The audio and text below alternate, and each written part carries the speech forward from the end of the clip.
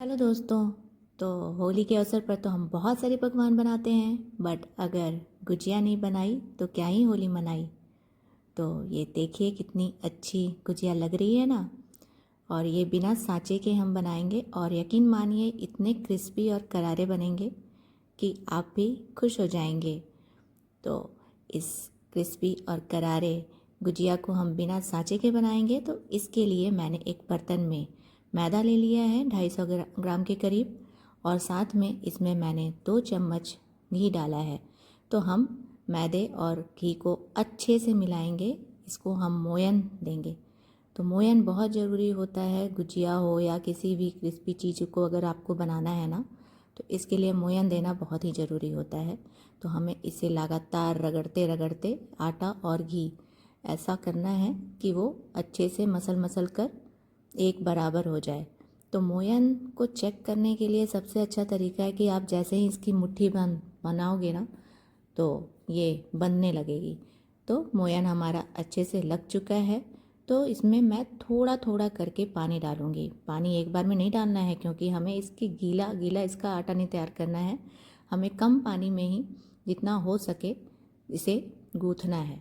तो आप देख सकते हो मैंने इसे पूरा अच्छे से गूँथ लिया है। तो जब ये अच्छे से गूँथ जाता है ना, तो बिल्कुल भी चिकन, क्योंकि ये मोयन लगा हुआ है तो बिल्कुल आटा कहीं भी चिपका हुआ नहीं रहेगा। तो हमें इसका एक ना ही बहुत सॉफ्ट और ना ही बहुत हार्ड सा डो तैयार करना है। तो बस इसे आधे घंटे के लिए ढक कर रख देंगे। तब तक हम अपना जो स्टफिंग है ना उसकी तैयारी कर लेते हैं। तो एक पैन में मैंने घी डाला है थोड़ी सी, और करीब आधा कटोरी के करीब मैंने इसमें रवा मिलाया है, जो सूजी होती है ना वही। तो सूजी को हम थोड़ा सुनहला होने तक ड्राई रोस्ट कर लेंगे, अच्छे से भून लेंगे इसको।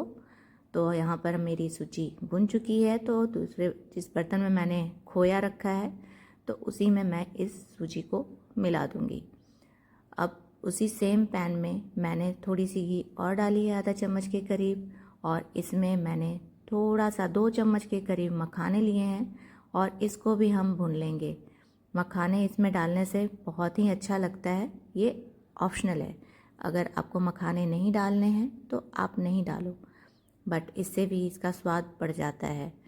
तो मैंने मखाने को थोड़ा भून लिया है, एक ग्राइंडिंग जार में डाल देंगे और इसका एक दरदरा सा पाउडर तैयार कर लेंगे।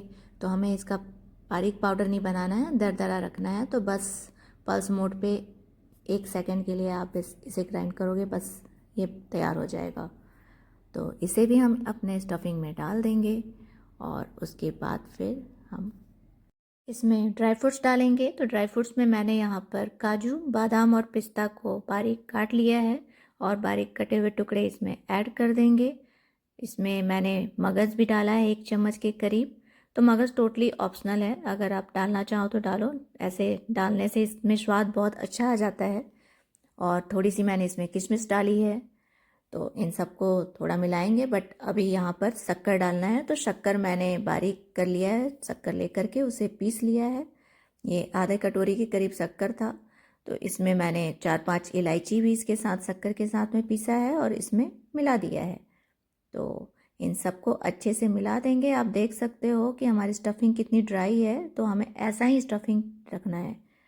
तो अब लोइयाँ लेकर के और रोटी बनाते हैं हम इसकी।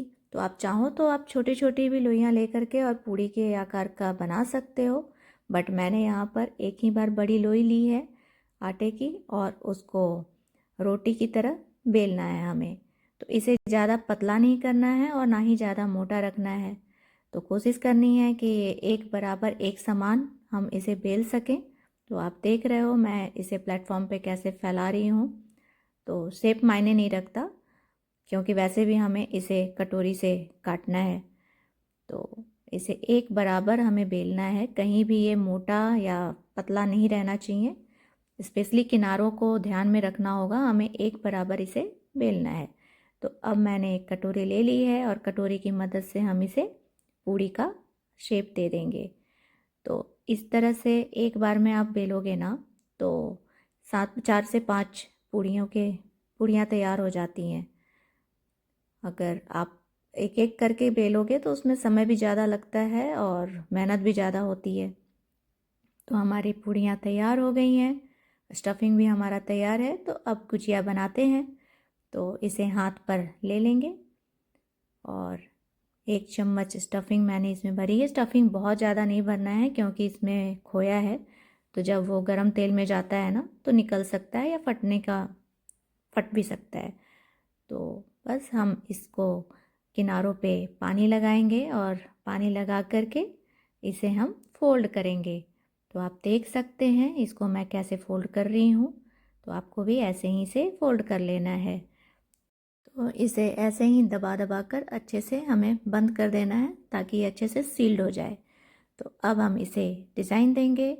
तो आप चाहो तो फॉर्क की मदद से भी इसे डिज़ाइन दे सकते हो, बट मैं यहाँ पर पिंच कर रही हूँ और फोल्ड कर रही हूँ, पिंच कर रही हूँ और फोल्ड कर रही हूँ। तो इस तरह से ये बहुत अच्छे से पिंच और फोल्ड करते करते एक डिज़ाइन बन जाती है और बहुत सुंदर लगती है।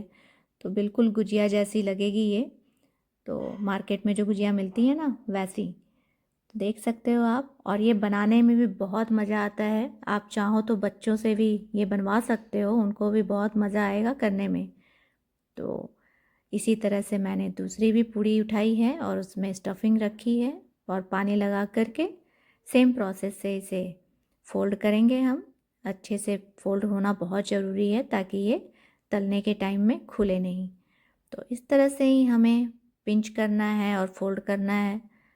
तो आप देख सकते हो इस तरह से बारी बारी से सारी गुजिया मैंने एक एक करके तैयार कर ली है।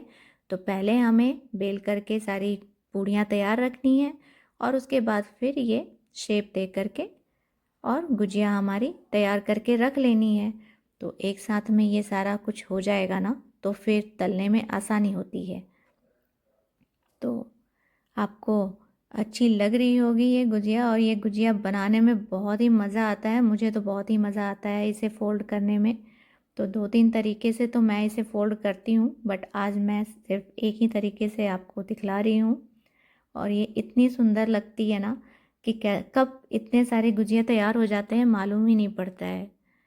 तो बस हमारी सारी गुजिया एक एक करके तैयार हो चुकी है। तो इसे अब हम तलने की तैयारी करते हैं। तो तलने के लिए मैंने पैन में ऑयल गरम कर दिया है और इसे मीडियम लो फ्लेम पे रखा है और एक एक करके अपनी गुजिया इसमें हम डाल देंगे। तो अभी गुजिया डालते के साथ हमें इसे तुरंत नहीं चलाना है, थोड़ा सा हल्का सा फॉर्क से हमें इसे दबा देना है ताकि ये अच्छे से सिक जाए, अंदर से अच्छे से पक जाए। तो थोड़ी 1-2 मिनट के बाद हमें इसे उलट पुलट करना है, नहीं तो फिर क्या है ना कि गुजिया फट सकती है। तो आप देख सकते हो कितना सुंदर कलर आया है। तो मैंने इसे धीरे धीरे, जब थोड़ा सा 2-3 मिनट हो गया था तब फिर मैंने इसे पलटना शुरू किया। तो ये है मेरी गुजिया का कलर, बहुत ही खूबसूरत आया है। ये एक बराबर है और बीच बीच में हमें इसे उलट पुलट करके निकाल लेना है। तो गुजिया अब रेडी है तो मैंने इसे निकाल लिया है। तो ऐसे ही करके हम अपनी सारी गुजिया तल लेंगे। इस तरह से मेरी सारी गुजिया तैयार हो चुकी है। आप देख सकते हो कितना सुंदर कलर आया है। तो मैंने इसे थोड़ा सुनहला ही निकाला है, आप भी इसी तरह से तलना। और ये देखो डिज़ाइन कितना खूबसूरत लग रहा है गुजिया का। तो लग रही है ना हमारी गुजिया बहुत ही अच्छी। तो आप बारी बारी से ऐसे ही गुजिया एकदम लो फ्लेम पे इसे तलोगे ना तो ये काफ़ी अच्छा कलर आता है इसका। तो मेरी गुजिया तैयार है, मैं इसे प्लेटिंग कर रही हूँ और आपको मैं तोड़ कर दिखलाती हूँ। ये इतनी अच्छी क्रिस्पी बनी है ना कि आप इसे महीनों रख सकते हो स्टोर करके। तो आपको मेरी ये गुजिया की रेसिपी कैसी लगी, इसे मैं आपको तोड़ कर दिखलाती हूँ। सो देखो आप, ये कितनी अच्छी लग रही है और कितना यानी कि क्रिस्पी है और अंदर से सॉफ्ट है। तो बस आप इस तरह से गुजिया इस पर बनाओ और फैमिली के साथ इस होली पर और मेहमानों के साथ एंजॉय करिए। उम्मीद करती हूँ आपको मेरी गुजिया की रेसिपी पसंद आई होगी।